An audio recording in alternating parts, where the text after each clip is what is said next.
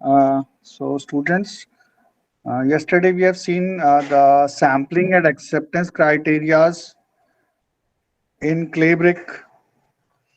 Today we will be discussing the timber specimens sampling and acceptance criteria. So as you can see onto the screen, I have actually the same in the same order. You will be able to find the documents in your Google Classroom folder also, Drive folder, and in that you will be able to find unit number 4 like this. So for unit number 4, it will be timber. Timber. There is separate folder timber, and when you click the timber, so you will be able to find the documents in chronological order of being studied. So how we are going to proceed, because sampling and acceptance criteria is completely a process in which initially there is a process even before sampling to procure the material in a documented protocol manner. So whatever has been written into the Indian standard codes, accordingly the material has to be procured. Good afternoon, sir. Good afternoon, Nico. And after that, the sampling is to be done, and based then subsequent to it, based upon certain formulas and calculations, acceptance criteria will be decided. And lastly, during the acceptance only, so whatever properties have to be evaluated, those properties are going to be evaluated, whether it is physical or mechanical properties. So that complete process is being documented here. You can see it is starting from here. I can also give it number as 1, 2, 3, 4, 5, 6, 7. So either way you can take. The only thing is that the procedure is like that. So first off, we will start with the this particular document, which is an international document, and it is being also accepted in Indian conditions also.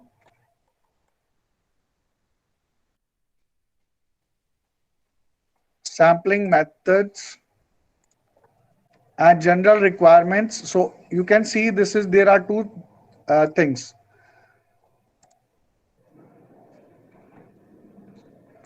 One is sampling, then other is physical and mechanical tests.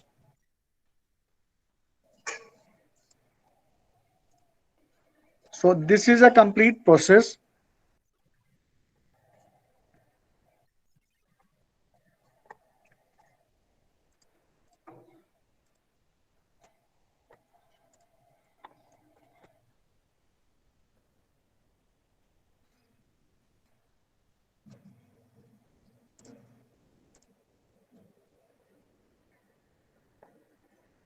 Wood sampling methods and general requirements for physical and mechanical tests.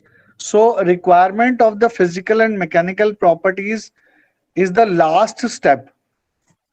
What is the first step? As I just told, procurement of the material as per the standards. If it is in India, Indian standard, this document is corresponding to an international standard.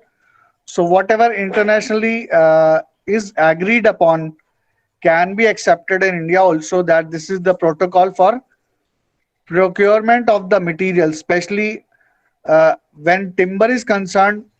It is of a critical concern that it should be properly procured from the forest department, because in that the numbering of the trees, sampling, categorizing, grouping the trees, all is being done, and then whatever specimens you achieve from the forest, those are categorized and for corresponding to uh, the use required, the purpose for which that particular category or group of the tree is being used. That will decide that what should be the sampling rate, what could be the properties required for that particular group. Scope and field of application.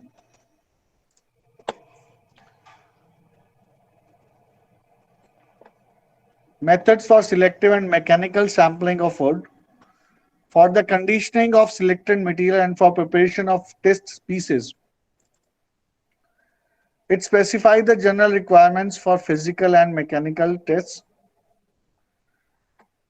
Should be used cases where the coefficient of variation of the wood properties for one tree or of one species are known. The mechanical methods for these cases. So our purpose is to understand the sampling of the timber, because timber is a different material which is procured from a natural environment, existing forest, after being uh, cut and processed. It is not like that, like the vendor used to have it, because it is naturally existing and it is very precious as compared to other man-made products such as cement. So that is why its criterias are different. The material intended, that is first one is selection of the material. The material intended for physical and mechanical tests shall be selected, taking due account of the purpose. So that is why I initially said the purpose of sampling is going to decide many things. For what purpose we need that particular timber, that will decide the sampling and the further subsequent procedures. Determination of the quality of stand wood of a model tree, of a lot of sawn timber, or of an individual board, etc. So it is, you can say, uh, that is everything is dependent.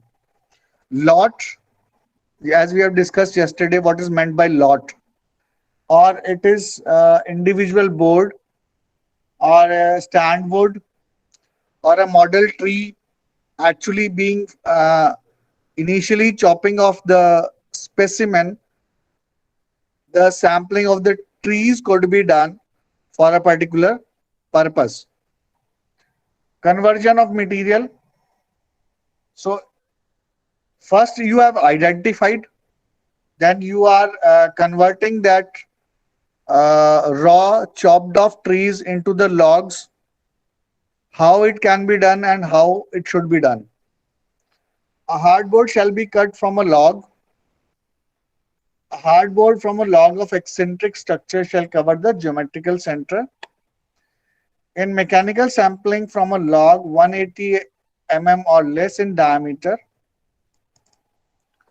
hardboards may be cut in the direction of two mutually perpendicular diameters.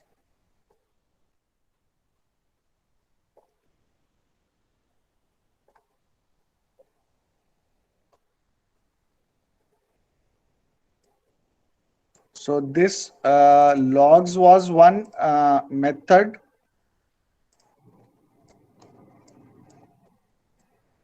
Then we have got sawn timber. And selective sampling of sawn timber, a stick or sticks shall be cut out parallel to taper, the number of sticks being sufficient to ensure that the sample and its statistical properties are representative of the lot. The sticks shall not be less than 35 mm thick. So this sampling you are doing, you are because 35 mm is very less. only 3.5 centimeter.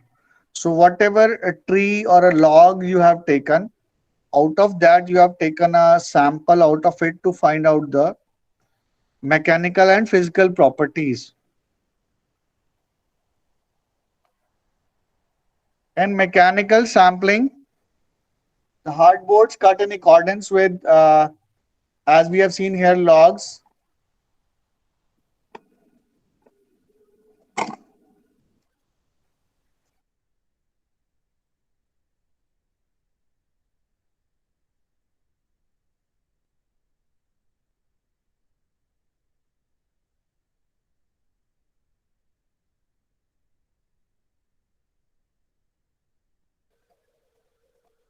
So this was up to, let us say, procurement process, that how it should be cut if necessary before sawn timber of thickness 60 or more is converted into sticks. A portion along the grain 100 long shall be cut to make test pieces with cross-sectional dimensions greater than 30 So now we have seen that how the raw trees are converted into logs, or we are using straight away sawn timber for deriving small pieces out of those logs to make an opinion corresponding to a physical or a mechanical property for after proper testing to make a decision. So this is the sampling. This is the procedure to that what will be declared as a sample. This is not number of samples. This will be uh, telling us that what will be declared as a proper specimen or a sample. What should be its length? What should be its width? 3.5 centimeter or 10 centimeter length along the grain and across the grain. What should be the how many that sorry, what should be the value along the grain, and what should be the value across the grain, thickness, length, width. Then after that, conditioning of the material, because we have already arrived at test pieces we have taken out. So for test pieces with a standardized moisture content, before conversion into test pieces, the wood shall be thoroughly dried. Now this is a condition. This was sampling.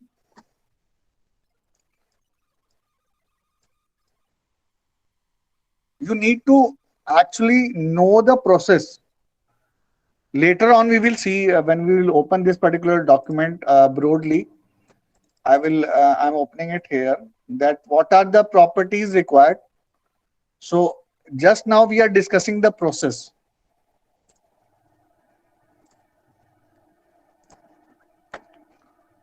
So these are the temperature conditions where we can test the moisture conditions.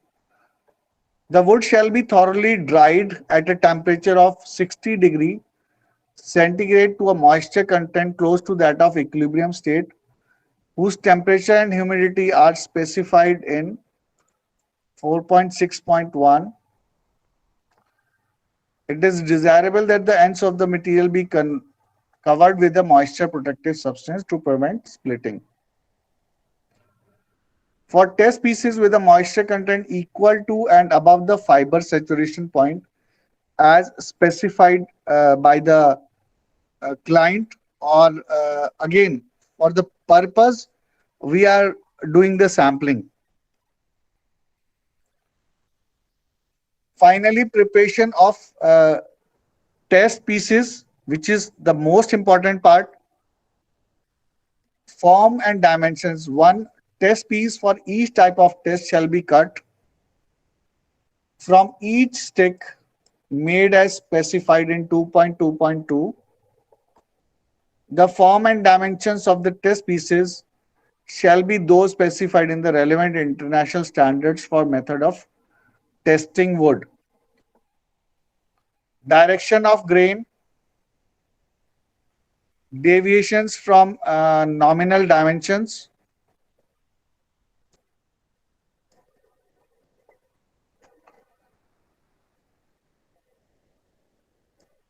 gauge length,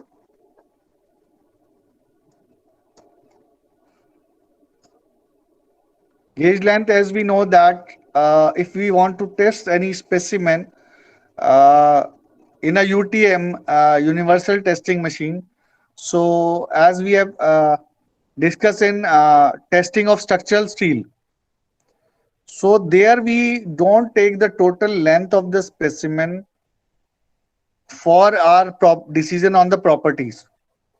We take an intermediate between value L0 for which will be called as gauge length. So that gauge length will tell us the mechanical properties of that particular test specimen. Now after that, the number of test pieces shall be specified taking due account of the purpose in mind. Again, I am highlighting it like this.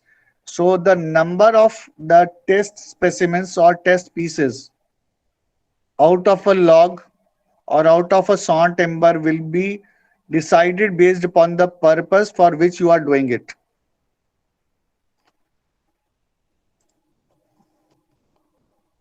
Of a lot of timber or individual as well as of the method of sampling used and of the degree of test specimen required.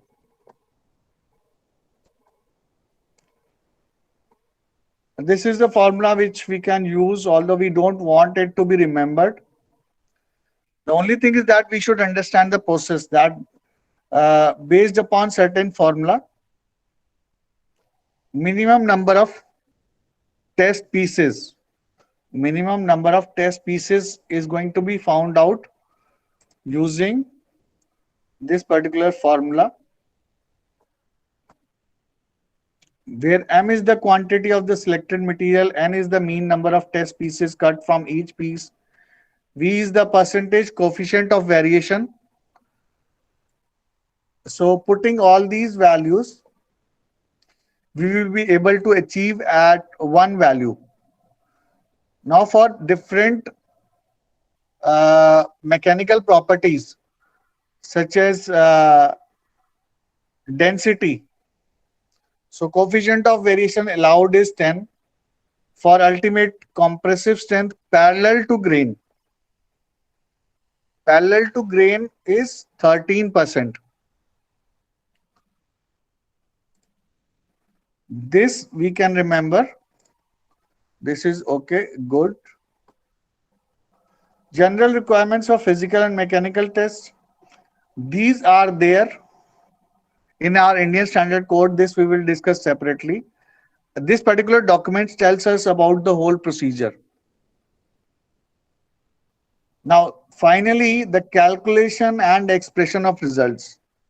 You have done the testing onto the test pieces. You have seen what is going to be the coefficient of variation.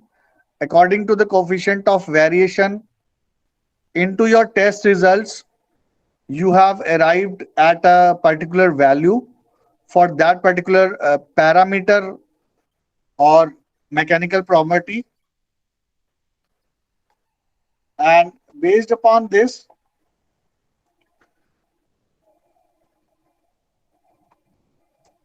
arithmetic mean, standard deviation, using all these, you have achieved a final decision value, which will be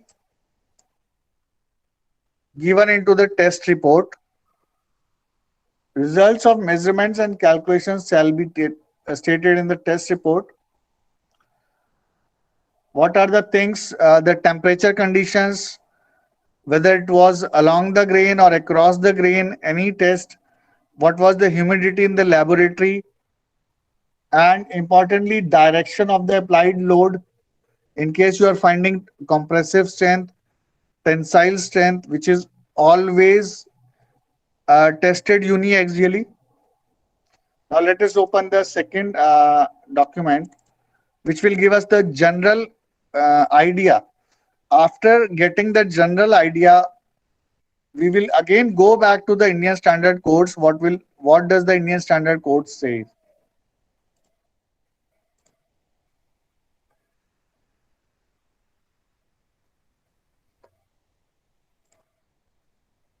Here, every discussion which we are doing here is mostly in the structural engineering domain. So, because we are civil engineers, and it won't be that much beneficial to discuss the properties for doors, windows, although it is okay, that also comes into civil engineering domain. But it is very easy and precise to discuss the point to point clarification as far as properties in the structural domain are concerned, such as beams and columns. Properties of timber. The quality of timber must be ensured before using it for a purpose. So quality is always related to the purpose for which that timber is to be used. The quality can be ensured by investigating the properties of timber. Here we have discussed both physical and mechanical properties of timber, which affects the timber qualities. Now you can see always the mechanical property is kept into consideration during the time of sampling and acceptance. That is that is the purpose for which we are doing it. Color, appearance, hardness, which are all these are physical properties, moisture content, grain, shrinkage and swelling, strength. Now it comes up, we are coming up to the mechanical. Toughness, elasticity, warping, durability, if defectless. Some of them are actually not of that much concern. As we can see here, the last four are not of that. They won't be contributing much into the decision corresponding to sampling and acceptance criteria. While selecting timbers for use, one must check these properties to ensure the qualities. Now, it is clearly mentioned here while selecting timbers. This sentence again shows that it is based upon these properties that you are going to decide whether this particular timber is okay for your selection or not. At the same time, it is also essential to ensure that the timber is defectless. So first one is color. Color is a uniform property by which most trees are characterized, as they show variation from tree to tree. Light color indicates weak timber. For example, freshly cut teak, deodar and walnut have a golden yellow, whitish and dark brown shades respectively. Now there are three shades and there are three trees.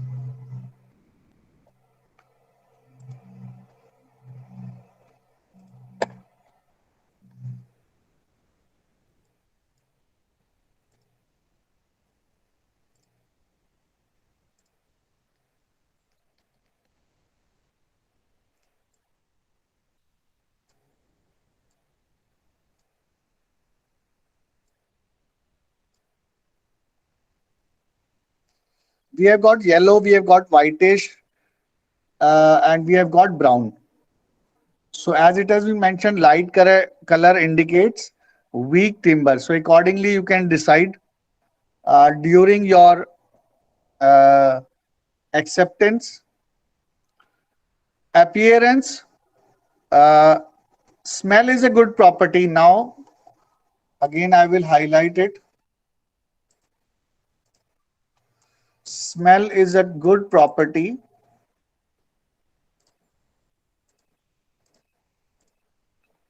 as timbers for few plants as they can be identified by characteristic aroma. So the smell which we get out of a freshly cut timber is going to tell you about the quality of that timber.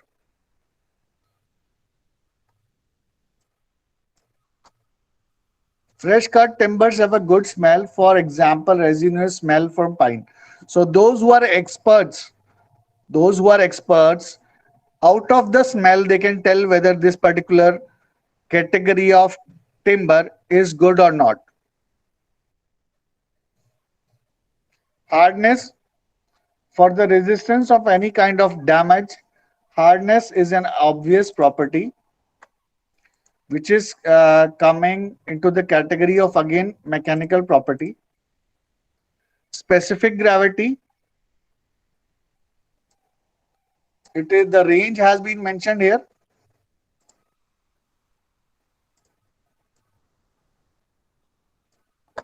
It depends on pores present inside timber. This is very important. If there are more number of pores, the density is going to reduce, and it is a direct interpretation irrespective of that particular category being declared a very good. But it is quite possible that it might have that particular tree or that particular bunch of trees might be having more number of pores inside them. So with the lab testing on, you can decide the density. You cannot take by default whatever is mentioned into the Indian Standard Code. You can only have an approximate idea out of it. So when your lab results give that this is the density coming out for this bunch of trees, if it is quite less, you cannot select it as a good timber. It depends on pores present inside the timber. The specific gravity of this light material is less than that of water. But in case of compact wood, but in case it is a compact wood, the pores are zero or very less, it is going to become heavier. Now you can see how much variation is there. Less than water,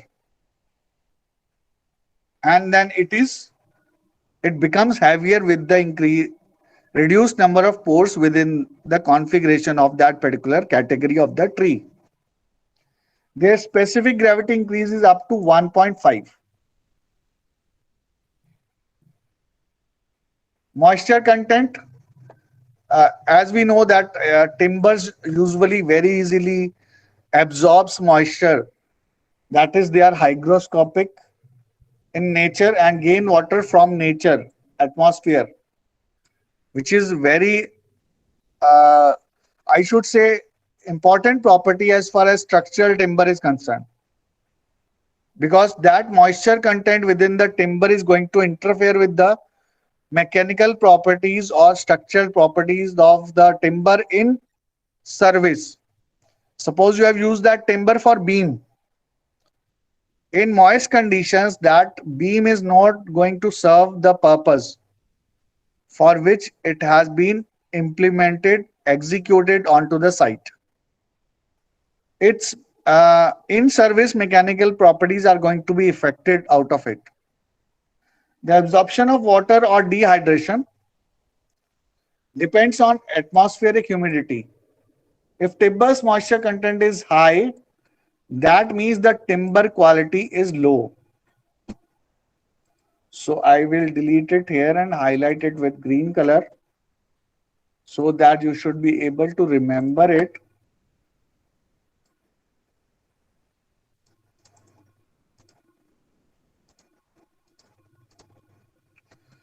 Then grains, several types of grain arrangement is found. Actually, it is not only simple longitudinal and transverse. It can sometimes be inclined also. So that is why the several word has been used here. types of grain arrangement is found in trees, because these grain arrangement is going to decide upon the mechanical properties of the timber. On the grain structure, quality of timber varies. So apart from moisture, this is another important property which can be interpreted by the experts even at the site by visual inspection or by a little bit of destructive testing onto the logs of timber. Grains remain closely related. Straight grain and coarse grain are interlocked grain. So these are the three categories.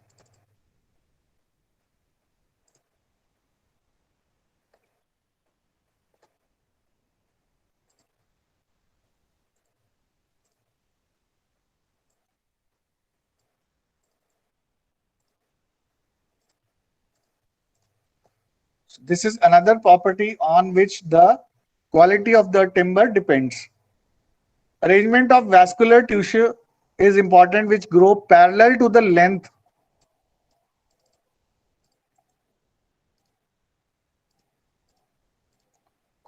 of the timber, that is termed as straight grain. So if it is parallel to the length, it is straight grain. Vascular tissue and fiber arranged broadly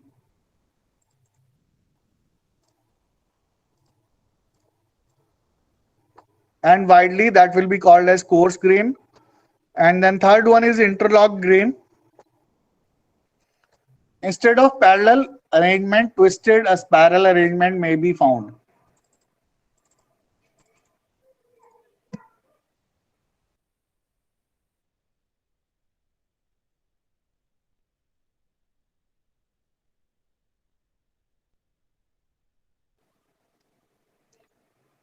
So although spiral one also goes along the length, but it is not actually exactly parallel to the length of the specimen.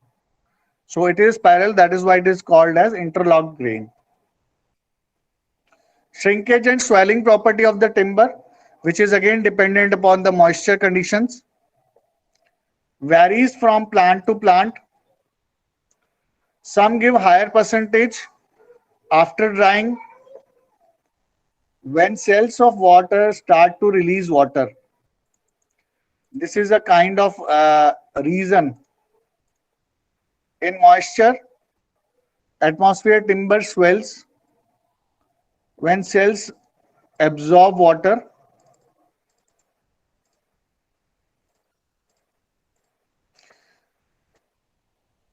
Good quality timbers swell less.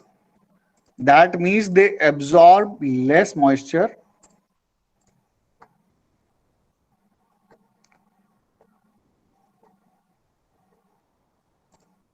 So the outer wall, which we call as bark, or their outer two layers, as we have discussed into the while we were discussing timber as a constituent material of building construction.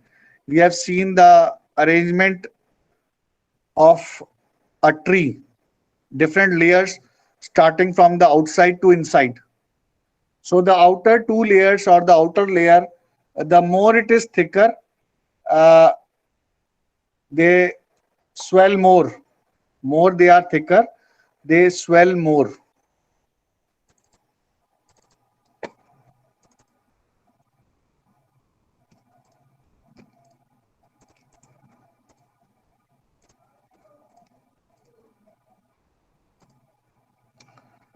Strength, compressive strength, tensile strength, and transverse strength.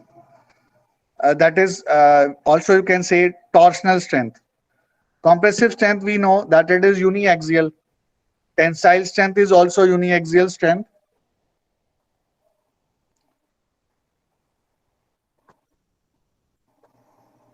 So in compressive strength, this is given at us as 500 kg per centimeter square to 700 kg per centimeter square. Load is enough to test timber's strength. that is they fall into this range up to the failure limit. Although in Indian standard 887, let us go. I would like to show you this particular document. The document number 4, specification of structural timber in building. So we can see here, these are the various species given. There in IS 883/1970, Indian Standard 883/1970. So there are codes which are giving its flexural, compressive, all the properties of all these classified timbers.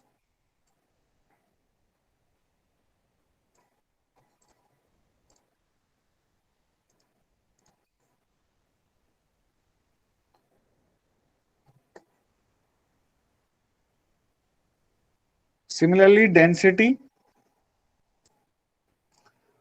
If perpendicular force is made, then timber is weaker. That means it is not exactly, it is from the lateral direction. If you are using the timber for the beam, then the load you are applying onto the beam concentrically like this. So the flexural properties are going to check the tensile strength of the timber.